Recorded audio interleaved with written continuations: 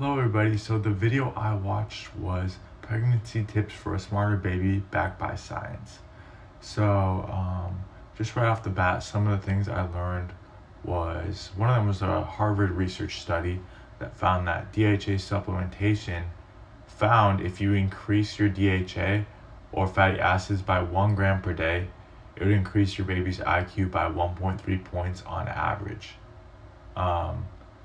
So that's pretty interesting. It's not a huge difference, but it still adds up.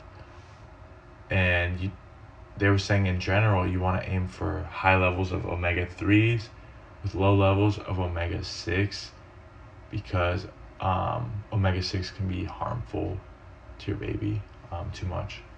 They also talked about healthy fats. So healthy fats provide cholesterol, choline, and then fat soluble nutrients that need fat to be absorbed. Another thing they talked about was how you should eat fish with less mercury and more DHA. They had a whole chart listed out.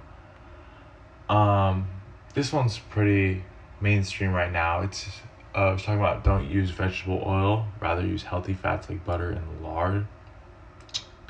Then we moved on to more tips that aren't as much nutrition, but this section talked about how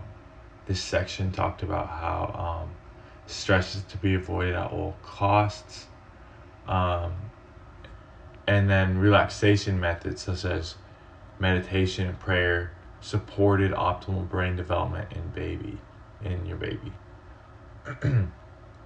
And there was also a study that found that children born to moms that practice relaxation techniques during pregnancy are less likely to develop anxiety, depression, and other stress-related disorders, which is really interesting.